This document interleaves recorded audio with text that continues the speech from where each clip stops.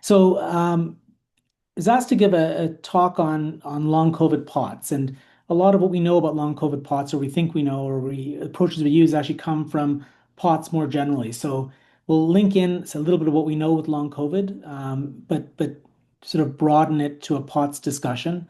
At the end, I'm happy to answer any questions if I don't cover something that you think is important to you. My disclosures are listed here, as mentioned previously. I will say that one interesting point is all the POTS consulting that I have here, none of these are actually drugs that are on the market at this point. One is a device company, and others are pharmaceutical companies with very early drugs. But if I had given this talk to you 10 years ago, there was no POTS consulting, mainly because no one cared. And this may actually be one of the dividends or benefits of COVID is that with long COVID and some of the manifestations, it's actually gotten on the radar of not only more physicians and patients in the lay public, but also pharmaceutical companies. And I think that's going to be important because ultimately, up to now, we've been repurposing drugs that have been on the market for 50 years. If we want to really make advances mechanistically, we need pharma to join, and hopefully that's what we're starting to see. So I'm not going to belabor, how bad COVID was. I suspect we all are still traumatized by the effects. I will tell you personally, my sense of time over the last few years is totally messed up in terms of how long ago things were after, the COVID effects on our life. But one thing that I will highlight is that there were lots of early reports of excessive tachycardia seen in different cardiology and probably internal medicine clinics in patients following a COVID infection. And a whole issue was raised as to whether there were problems with the autonomic nervous system related to long COVID. And so that sort of raised our first question, is there evidence of autonomic disorders in long COVID? So we got a small grant from the Canadian Institutes of Health Research, which is the much smaller and poorer cousin of the NIH, so our version, if you will, and did a study where basically the study was to bring in patients with, self-reported long COVID symptoms, but proven diagnosis of COVID infection, and run them through a small battery of autonomic tests to see if things were abnormal or not. And this work was led by Rashman Hira. She's a PhD student of mine. This was the project she started with. And so the guts of the protocol, there were a few other things we did, but the guts of the protocol was an active stand where we had people lie down for at least 10 minutes, often a bit longer, and then stand up for 10 minutes. And during that, we actually had them wired where we could record their heart rate and measure their blood pressure continuously. And this allowed us to pick up 4 clinical autonomic disorders based on the physiology. One was those with excessive orthostatic tachycardia, which in the context of symptoms they also had, gave them a diagnosis of POTS. Patients with a high resting heart rate, which would fit the criteria for inappropriate sinus tachycardia or IST. Patients with traditional orthostatic hypotension, a big drop in their blood pressure. And then patients with initial orthostatic hypotension, which is a transient drop. It drops hard, but then recovers quickly. And so these are the 4 disorders we looked for. And one of the things I want you to think about is, which do you think is the most common one that we found? I'll let you think about that for a moment. The answer will be coming up. So this is the group that we studied. I think there were, in this first cut, it was probably 70 patients. Ultimately, I think we had close to 100. The majority were female. The mean age was 42. And these patients, we did follow-up stuff, but even the first study took us a while to get started. So these patients were a good year out, on average over a year out from their COVID infection. So this wasn't an acute or even a subacute study. The criteria for long COVID are a minimum of 12 weeks of symptoms. These patients were well beyond that in most cases. And so overall, this shows you what we found. So we looked at CAAs here, stand for cardiovascular autonomic abnormalities. Basically, did we find one of those 4 things at least? And almost 3/4 had something that we could measure that was not quite right in terms of their hemodynamics. But the interesting thing to us is that while POTS and long COVID POTS certainly got a lot of the lay attention and most of the press, we did see it. we saw it in about 30% of the population, which quite frankly is incredibly consistent with other groups and other studies, both in the US, but as well as Europe and I think Asia, right? Studies around the world are remarkably consistent when they look for this in different ways at about 30%. But what we found that was interesting is that the most common finding was actually something called initial orthostatic hypotension, that transient drop in recovery that often presents with, you get lightheaded coming out of a chair or coming out of bed in the morning, and you sometimes have to sit down again or you have to hold on it, but it passes in under a minute, if you don't pass out, which you usually don't, right? So that was actually seen in over 60% of the population. So then we broke this down by sex, right? And the question is, was there a sex-based difference in long COVID? And it turns out the answer is sort of, right? So it's a bit more complicated. If you focus on POTS, the third group over, there's a huge sex-based difference where the vast majority of our patients were female, which fits entirely with what we see with POTS prior to COVID, right? In the just the generic POTS sense, about 90% of the patients are female, plus or minus, depending on which series you're looking at. But if you look at the initial orthostatic hypotension, the most common finding, really, there wasn't much of a sex-based difference, perhaps marginally more females, but there was a strong male preponderance to that as well. And I think what these highlight are two things. One is, it's sort of another argument in studies that it's worth looking at sex disaggregated data, right? Don't just look at the overall group, but men and women females and males may respond differently, and if you don't check, you'll never know. That's the first thing. The second is that I'm not sure that long COVID is a thing. Like when people say, long COVID behaves like this, or long COVID is caused by this, or this is what people respond to long COVID, this is what they'll respond to. I think what they're missing is that it's a heterogeneous syndrome, and there are different bits of physiology in there. And I think it's worth trying to understand which subgroup patients fit into, because I think the treatment and the responses are probably going to vary depending on what manifestations they have. So with that, let's shift gears to talk more about postural orthostatic tachycardia syndrome, or POTS. So the criteria are listed here. These are fairly standard. People may have slight tweaks on them, and honestly, they haven't changed that much since 1993, when Philip Lowe and Ron Schondorf at Mayo at the time described, the first case series of what they ultimately called postural tachycardia syndrome. So the key criteria are that there's abnormal physiology. The key hallmark is an excessive orthostatic tachycardia, and that was defined by them as a heart rate increase of more than 30 beats per minute on tilt, actually, but from horizontal position to vertical. They used a tilt table test. And this was in the absence of orthostatic hypotension.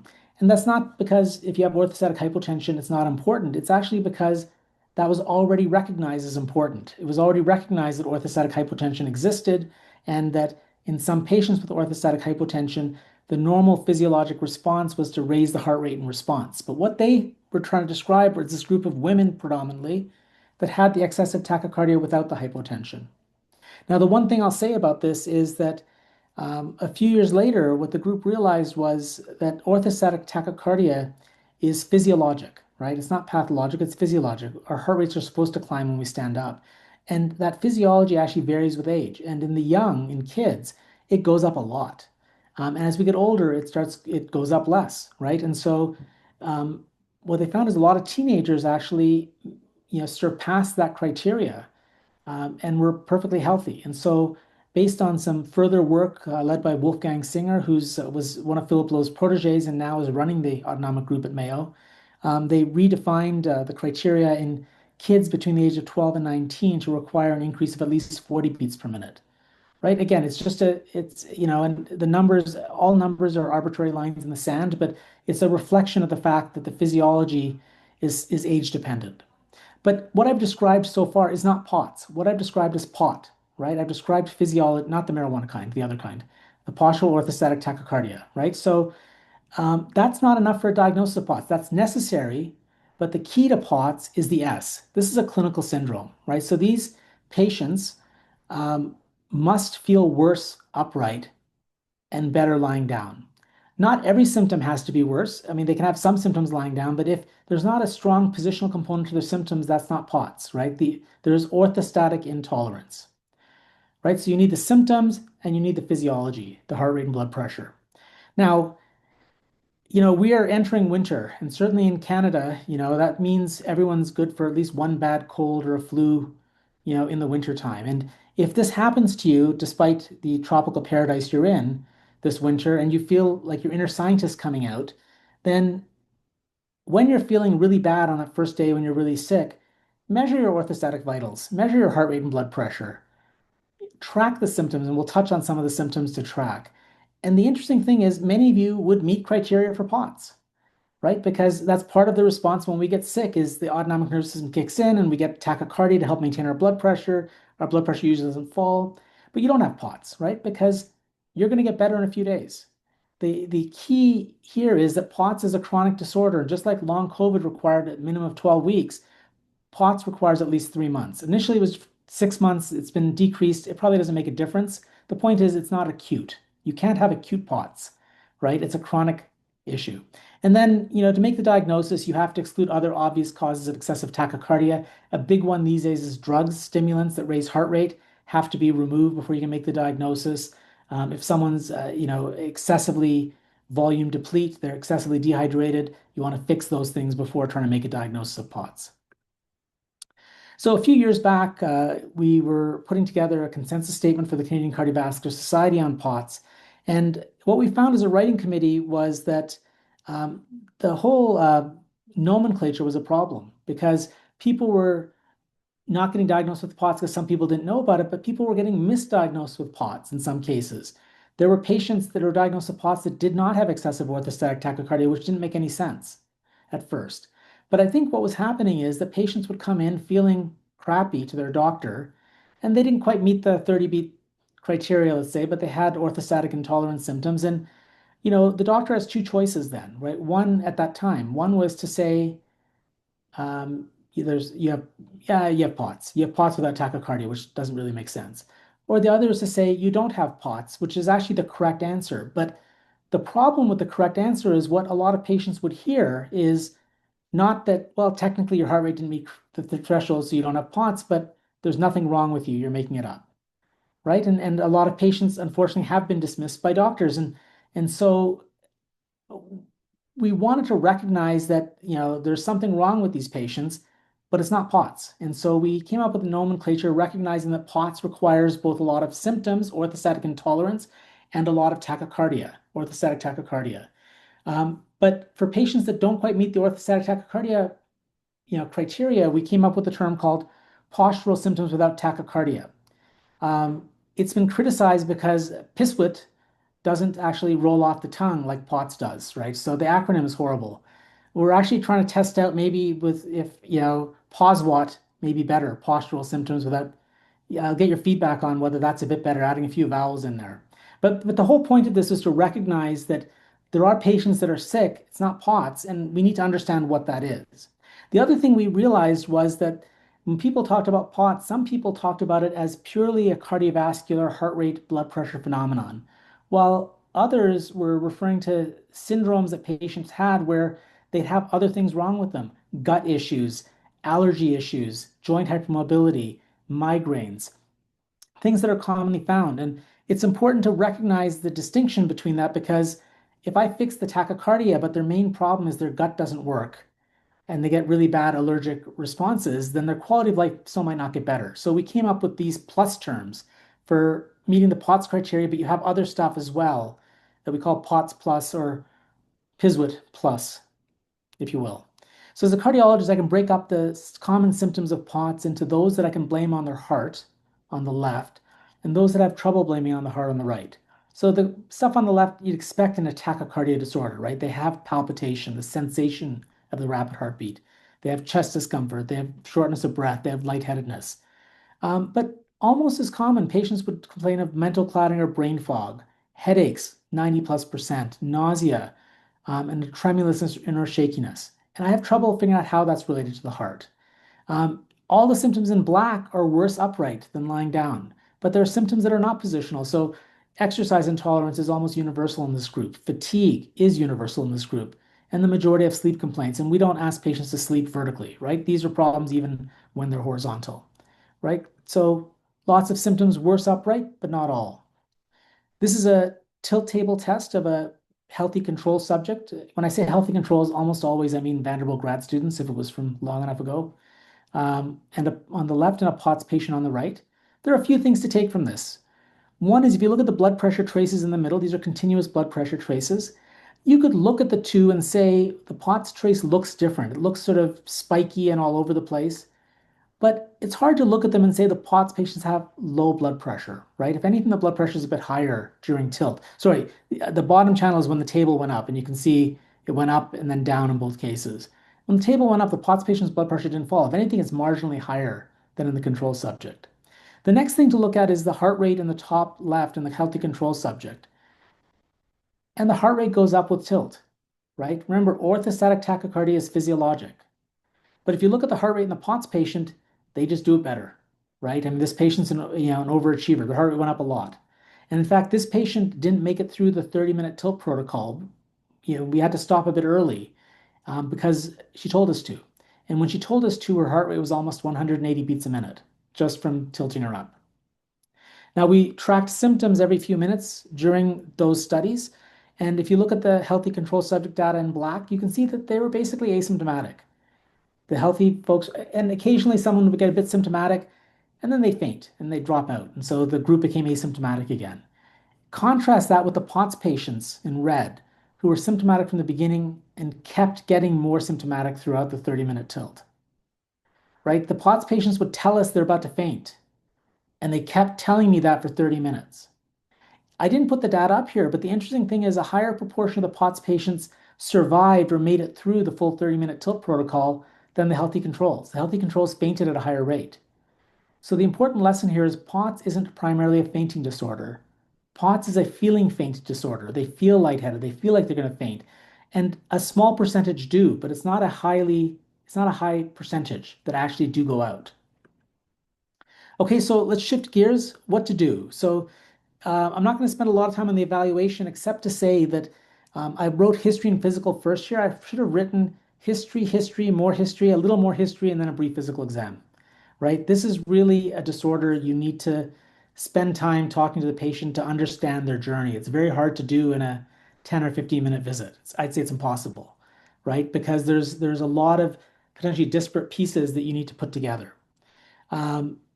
It's important in a disorder with orthostatic in the name to get a good set of orthostatic vitals. And for POTS, you have 10 minutes to meet the orthostatic tachycardia criteria, right? So you need a good supine and then 10 minutes upright where you're measuring blood pressure and heart rate.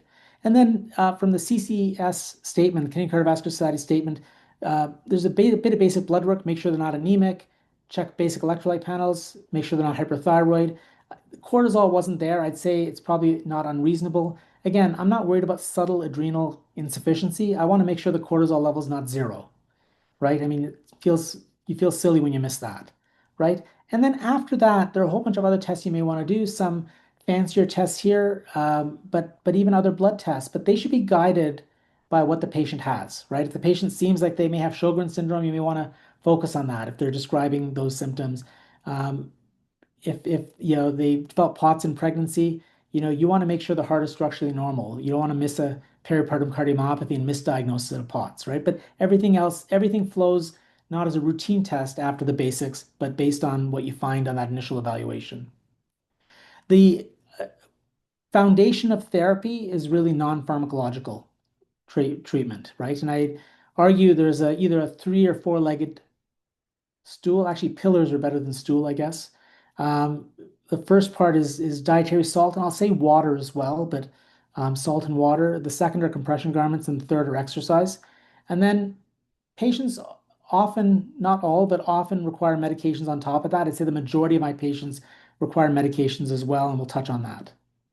So in terms of dietary salt, I mean, I think people have recommended for a long time take more salt, but until a few years ago, actually, there was very little data supporting that, right? But we did a study, my last study from my time at Vanderbilt, where we actually brought patients into our research unit and control subjects as well. all female patients with POTS. We brought them in for 2 one-week stays on the research unit. One where we fed them a very low sodium diet and one where we fed them a very high sodium diet. And for the first 6 days, they ate. We did nothing but feed them because we wanted to get them into sodium balance. And then on the 7th day, they did not rest. We worked them really hard on that last day. And what we found is compared to those on a low sodium diet, we put them on the high sodium diet, we increased their blood volume when we formally measured it, the liquid part of blood specifically, the plasma. We didn't decrease the norepinephrine level, but on standing, norepinephrine goes up, and we think that drives the heart rate. And we decreased the increase in norepinephrine, if you will. We decreased the standing norepinephrine level. And that decreased the standing heart rate, right? The orthostatic tachycardia and the upright tachycardia decreased. So essentially, increasing salt did what we thought it would do, right? So that's, I think, provided data for something we already recommend. Now, in a practical way, this is what I actually ask my patients to do. One, I try and give everyone a floor of 3 liters of water per day as a minimum. That's not an aspirational target. And to do it, I actually maniacally actually get them to get a water bottle, not a whole bunch. I have a drawer full of water bottles in my kitchen. I don't want them to do that. I want to have one water bottle that they have with them all the time. I tell them I want people to think I've sutured it onto their hand because it's always there. If there's a family portrait, I want them, their spouse, if they have one, their kids, and the water bottle in the picture, right? I want the water bottle to be part of them. And that sounds silly, but 3 liters is a lot of water to drink. It's absolutely doable. If the bottle is always with them, they can passively get it in. If they have to remember to go and get water from different sources, it's tougher, right? So 3 liters, and then I recommend 10 grams of salt. I think between the CCS statement and the heart rhythm statement, one recommends 8 to 10, one recommends 10 to 12. So I've settled on 10. But the truth is, measuring it is a pain in the butt, right? How do you measure that in data? I can't do it. And so I have basically gone to what I call the Ziploc bag method. And what that is to say, okay, a teaspoon of salt is about 5 grams. So the target of 10 grams is about 2 teaspoons of salt. Now, you could just take that in the morning, put it in your mouth and chew hard, but that's a very painful way to do it. And so what I suggest is that they take the salt in the morning and put it into a Ziploc bag or a Glad bag or some other reusable container. And then through the day, add the salt to their food or drink if needed from the bag. For most patients, they like the taste of salty food, and that's the easiest way to get it in. It's the best tolerated and it's the cheapest. If they can't do that, then adding it to water, electrolyte supplements, or even certain salt tablets like Vitacium, are reasonable options. But routinely, I don't recommend salt tablets. I think just adding salt to their food is the easiest and most effective way to go. The next pillar of treatment are compression garments. This is our first proof of concept paper showing the compression, lower body compression helped in POTS. This QR code will take you to the paper. It's open access. But the highlights were that by compressing the lower body from the abdomen all the way down to the legs and putting patients through repeated tilt table testing, we were able to show that the lower body compression blunted the heart rate increase on tilt. Both the early increase and then the ongoing increase that we saw. As you can see, with no compression, the heart rate kept going up over 10 minutes. In fact, we didn't do just compression or no compression. We looked at 4 different levels. One was compression, one was no compression, but in between, we looked at calf-only compression, leg compression, which is just the calves, or abdomen, which is actually more abdomen and upper legs. So think bicycle shorts compression. And what we found is that not only did the heart rate go down with increasing compression, but the symptom scores got better, right? So VOS scores, or the Vanderbilt Orthostatic Symptom Scores, high scores bad, right? The more we compressed, the symptoms went down, and there was actually a very tight correlation between the symptom score and the change in heart rate. So the lower the heart rate, the lower the increase in heart rate on standing, the better the symptoms. So more recently, earlier this year, we published a paper looking at commercial garments, right? This was a COVID study, actually, where we let patients use whatever full-on tights, compression tights they had at home. We didn't provide them. We sent them monitors and instructions, and we had them do these lying and standing tests, with and without compression in the morning, and then repeat it later in the day. The short version, the paper's here if you want to look at it, but the short version is commercial compression garments work. More recently, we've just had a paper accepted that's not out yet, but will be out very soon, hopefully in a preprint before the end of the year, where we looked at bicycle shorts or abdominal or Spanx, like abdominal compression only. And that works not quite as well, but that works as well. And I suspect in the warmer climates that you have, that might be better tolerated than the full-on tights. The final non-pharmacological treatment of note is exercise. This work largely came out of Dallas, where they did a heroic physiologic study where they put POTS patients through a 3 to 6 month exercise program. And this short-term exercise training improved their fitness, increased their blood volume, increased their cardiac mass, cardiac remodeling, decreased their sympathetic nerve activity. All things as a human physiologist that I find really cool, all things that most patients don't care about, right? But it decreased the orthostatic tachycardia, which some patients care about because they can measure it. And importantly, they used the SF-36, a generic quality of life tool, and everyone that completed the protocol had an improvement. Some just a little bit, some more, but everyone that completed this protocol improved their quality of life score, and patients do care about that. So this is the toughest of the non-pharmacological treatments, arguably the toughest of any of the treatments, right? For everyone, not just patients with POTS. They had trainers and there are places that have good physiotherapy programs. I have nothing. So I have advice I give to my patients, and this is the key, right? So the key to the program is that this is largely an aerobic retraining program, right? So Pilates, great for core strengthening. Yoga, great for lots of things. Resistance training, definitely has its benefits. But in terms of the pot stuff, it's about aerobic reconditioning. So those other things don't replace it. It can be an and, but not an or. To get into the aerobic training mode, you need to exercise regularly, at least every other day. I try and get people to try for 5 or 6 days a week because life will get in the way. They're going to miss days. So you don't want to try for 4 and actually do 2. I'd rather they try for 5 or 6 and get to 4. And fairly quickly, the sessions need to be 30 minutes. Now, the most important or clever thing they did is that they said, okay, these patients feel crappy when they're upright and standing. So why would we make them exercise when standing, right? But most times when we think about exercise, we think about things like treadmill, running, bicycling, evil elliptical trainers, things where you're vertical, right? And so what they said is no, they wanted people to use a rowing machine. And if they couldn't do that, a recumbent cycle or swimming. Right now, they lived in Dallas, where you are, swimming may be a viable option. In Calgary, we call outdoor swimming pools ice rinks, right? So realistically, not a great option for most of my patients, but if you have access, it works as well.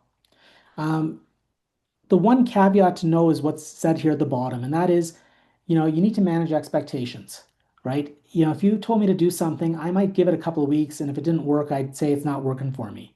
But this can take up to 6 weeks before patients notice any improvement, right? So you need to warn patients about that.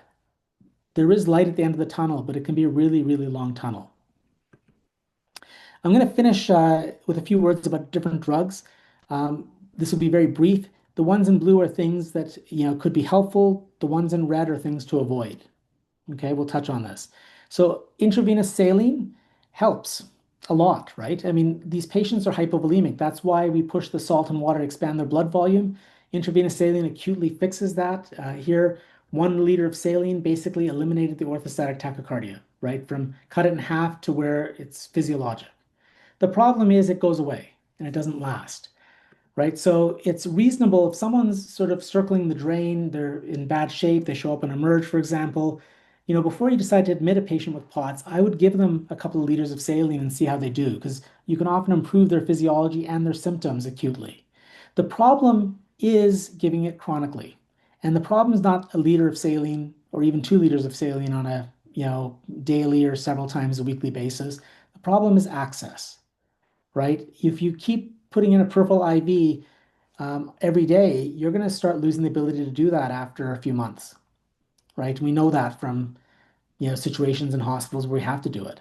And then you go to a PICC line, and that lasts 6 to 8 weeks, maybe, right? And then that fails, and then you're left with putting in a portacath or central line of some sort, right? And it's a central line and the harms of long-term central lines that are the concern. And for that reason, both the Heart Rhythm Society and the Canadian Cardiovascular Society don't recommend it. These recommendations are from the Heart Rhythm Society statement from 2015.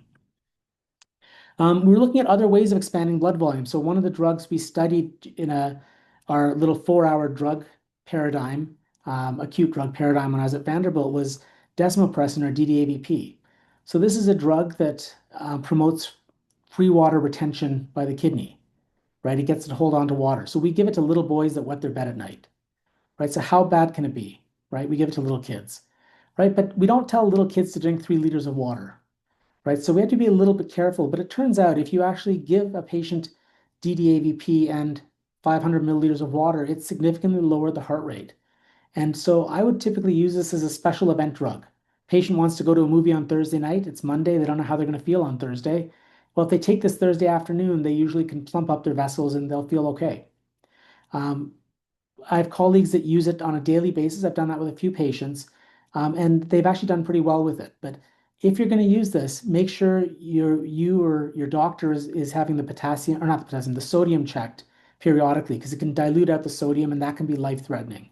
Generally speaking, at a dose of 0.2 milligrams a day or less should be okay, right? But still, better safe than sorry.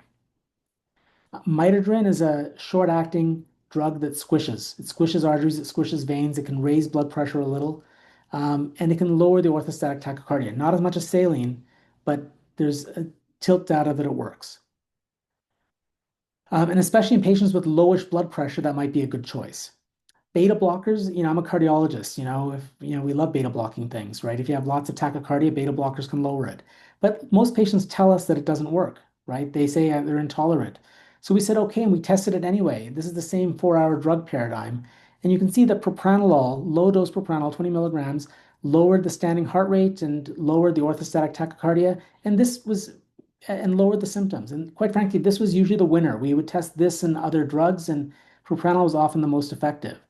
But why? Why did patients say it wasn't working or the drugs wouldn't work, and then they did?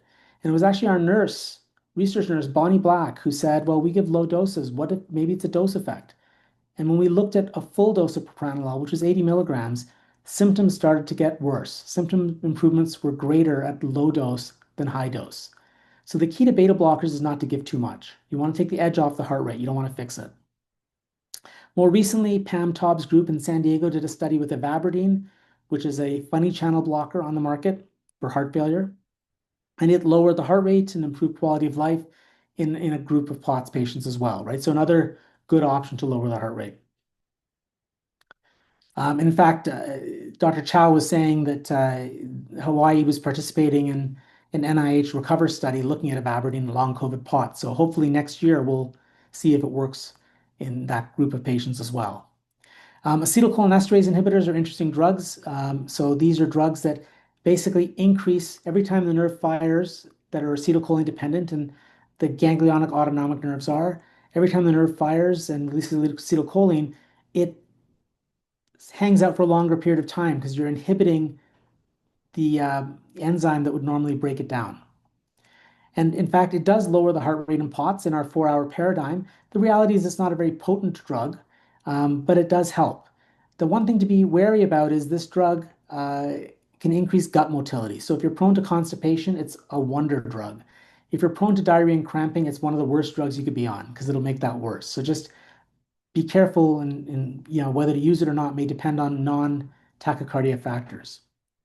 I mentioned there are a couple of drugs to avoid, and where I'd be careful are drugs in the SNRI class, serotonin norepinephrine reuptake inhibitors, right? And the real problem is the N, not the S, right? The N means they're blocking the norepinephrine transporter, which is a clearance transporter for norepinephrine in sympathetic nerves, in the sympathetic neurons, in the synapses.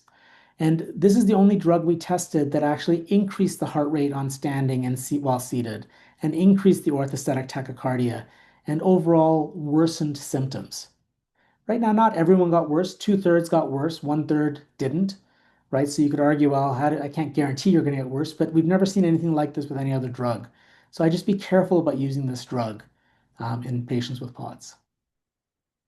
This isn't a drug, but an interesting treatment. A study from Stavros Stavrakis' group in Oklahoma looked at vagal nerve stimulation non-invasively using ear stimulation, in this case, a tragus stimulation, and showed that 2 months of this actually decreased the orthostatic tachycardia in patients with POTS.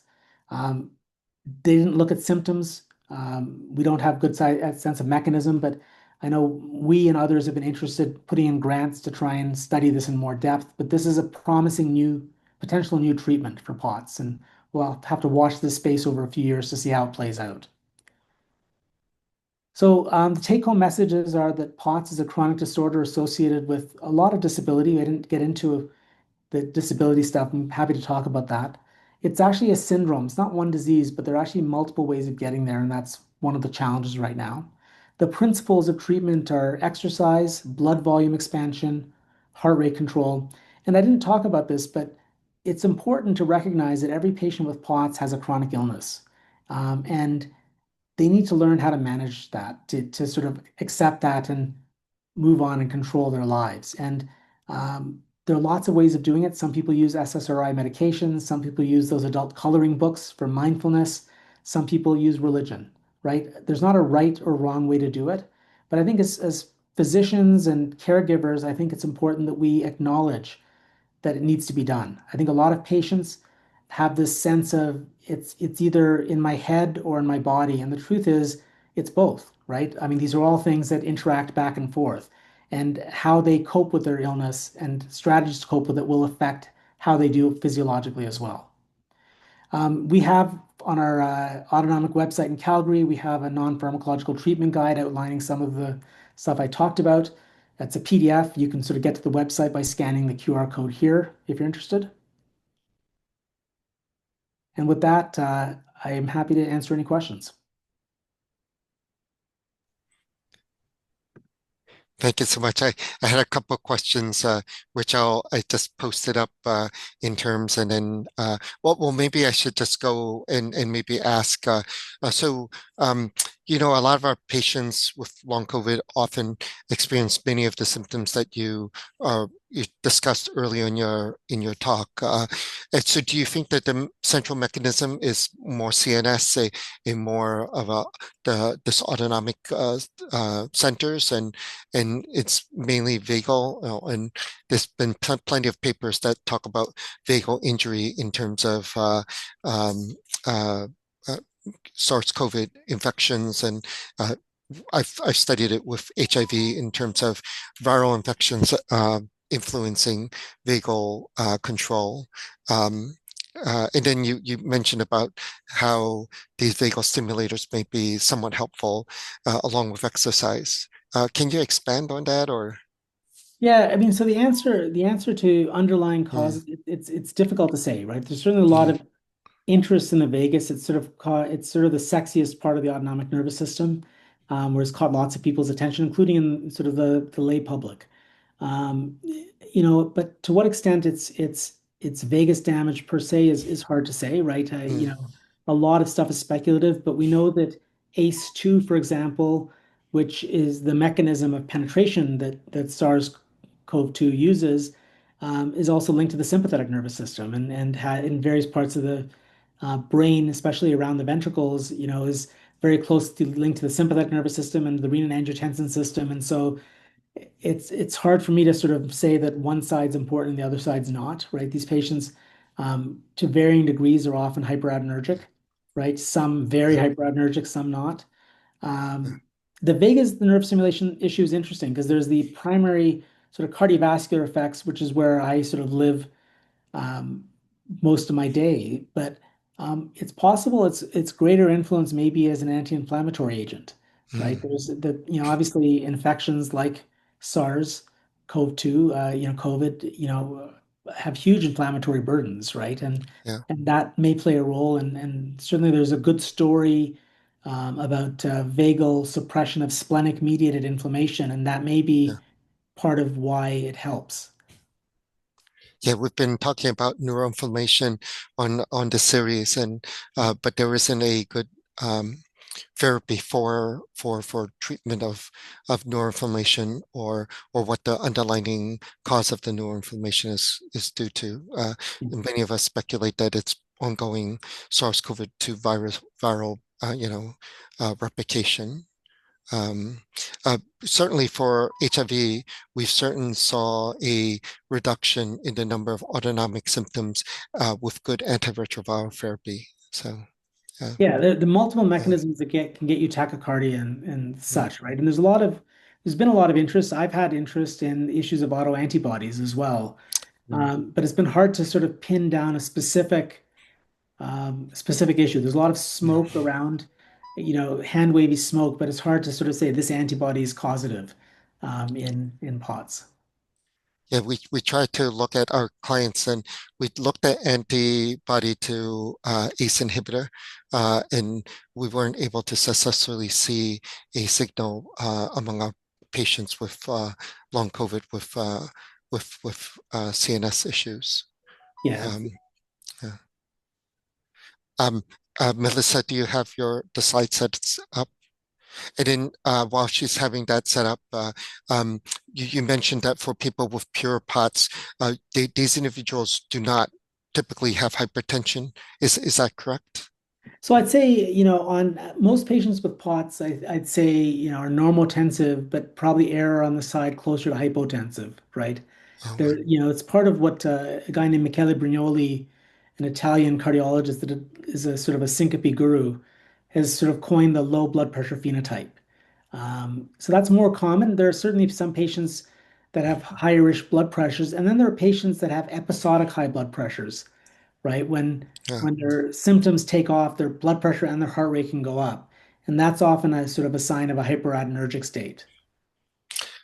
So for a scenario in which patients who, in maybe this following one, that we have some clients who are older, have hypertension, and then they're on high blood pressure medication, and then we start these individuals on some things your last slide alluded to, Mescaline, or the anticholinergic inhibitors, uh, that might actually raise the blood pressure significantly. Is that what your last slides mentioned?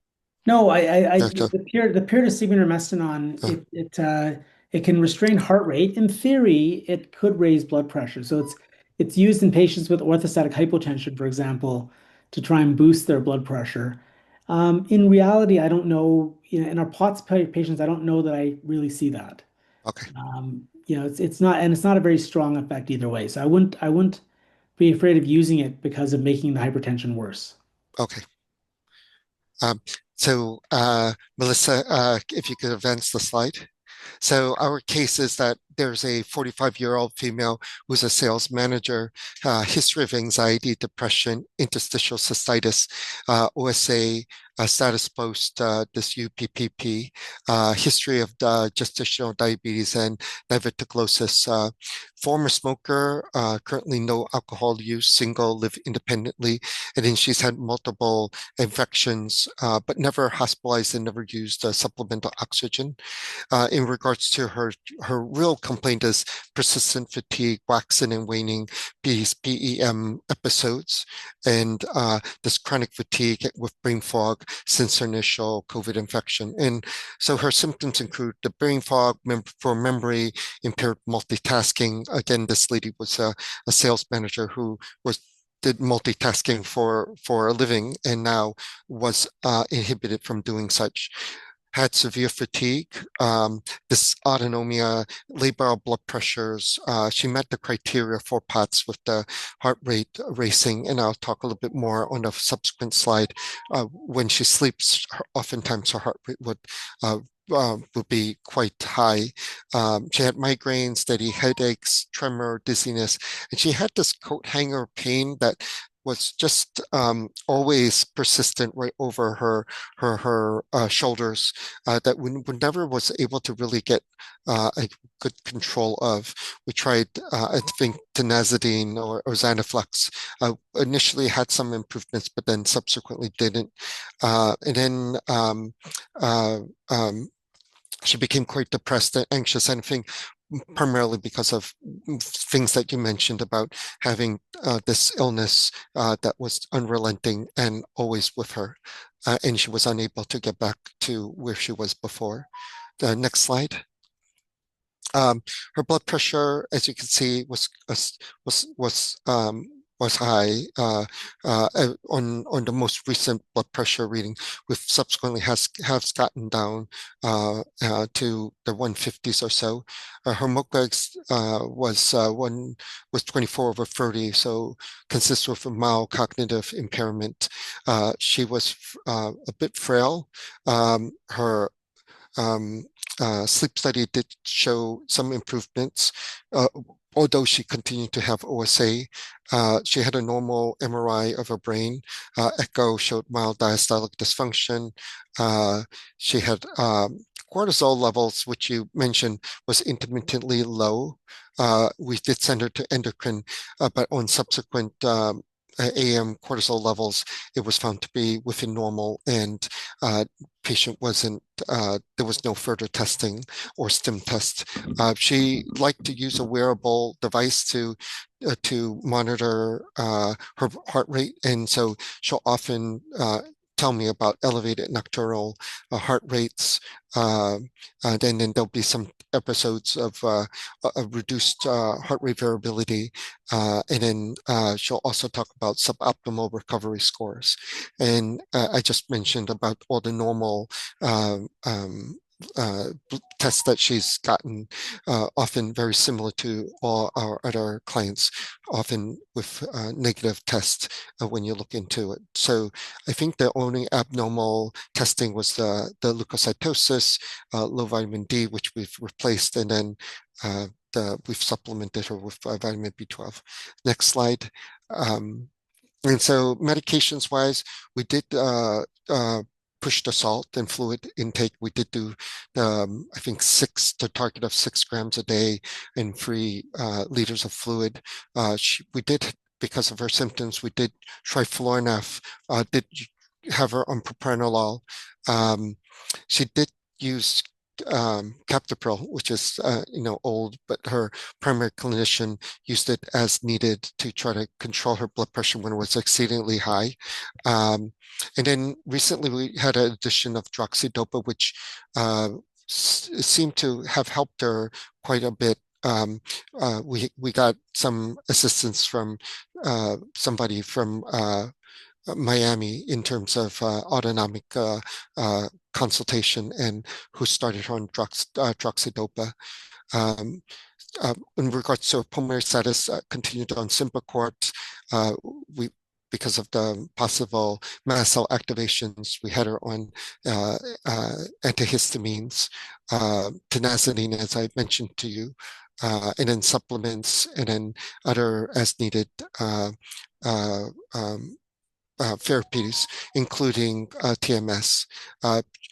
She's previously had sensitivity to SSRIs, so she was hesitant to retry and is currently not on any SSRI or SNI.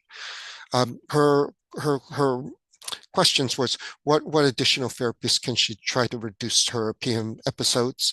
What lifestyles changes can she make? What can she do on her job to reduce her fatigue? She's, always on her feet. So lying down during the day is difficult. And then what could she do to incorporate mental health support, and then wearable devices? And what is our long-term outlook looking like?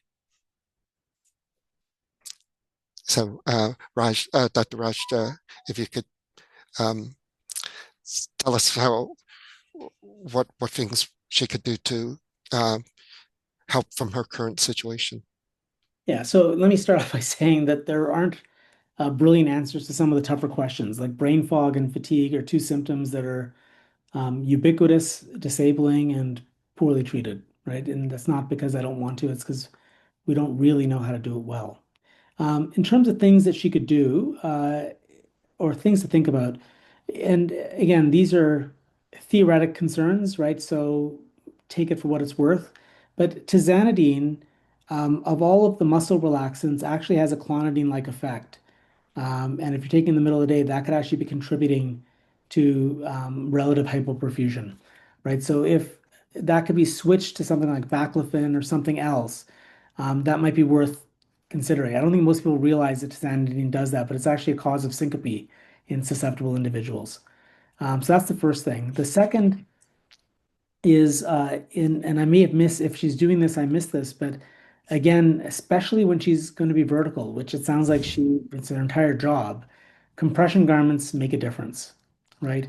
They're not always the most comfortable things. Some people, we've actually published, I didn't put a link for this, but Kate Bourne, who is my PhD student, now med student that led most of that work, actually did a qualitative study where she interviewed a bunch of patients. And it's a double-edged sword because patients don't uniformly love these garments, but many will grudgingly acknowledge that that's what keeps them vertical, right? So if she has a job where she doesn't need to wear it 24/7, but certainly at work, I would consider trying to do that. The full-length tights are better than the abdominal focused garments, but the abdominal focused garments may be better tolerated and certainly better than nothing, a lot better than nothing, right? So that's something else that I would consider looking at as well. I'm intrigued, and by the high heart rates at night. And you said that she was reporting this from her watch and not necessarily telling you it was bothering her. But I certainly do have a subgroup of patients that are awakened at night, that wake up at night with their heart racing. Mm. Um, just to be clear, this isn't I get up at night, I have to go to the bathroom, and when get up to go to the bathroom, my heart races because I'm up. This is just they wake up, they're in bed, they wake up, and their heart's pounding. And that to me is actually a sign of a hyperadrenergic state. And these are patients that I'll often try on methyl dopa at night. Or I think it's back now, but for a while, methyl was hard to get in the States, and my US colleagues were using guanfacine, right? But these are long-acting central sympatholytic medications. So think of long-acting clonidine, right? So several hours, so it gets you through the night. And it's it's the Marmite of medications. Do you know what Marmite is? It's No. a it's a British yeast-based savory spread. And Oh, it's a fascinating marketing case because people either love it or hate it. And their entire ad campaign is based on how most people hate it, right? I mean, like, they would have, my wife would tell me growing up in England that there'd be an ad where a husband was making his wife breakfast and would get the toast and spread Marmite on it and then present it to her, and her face would just contort in disgust because she hated Marmite, right? That's their entire ad campaign. But that's methyl-dopa, right? If you give it to the right patient, they love it. I've had more patients tell me that that was the best drug they've ever been on for methyl-dopa than any other drug. But that's a minority of patients. If you give it to the wrong patient, it's a central depressant. It works at the yeah, brainstem level, and they will flatten out like a pancake and not be able to get out. They'll just feel so lethargic, they don't want to get out of bed, and they will hate you. yeah. Um, but this may be the right patient, right? Those features of the heart racing at night, may be a sign, that Allergic, yeah, settling that down will help. And sometimes it just settles down that always revved up, and that may help the blood pressure and the heart rate as well, yeah, right? The reason I do it is for the symptoms, but it is essential. It was originally a blood pressure drug, right? Methyldopa was on the yeah. market as a blood pressure drug, and it decreases the sympathetic outflow. So that paradoxically, it could worsen the fatigue, but it could make it better too. And so it may be worth thinking about.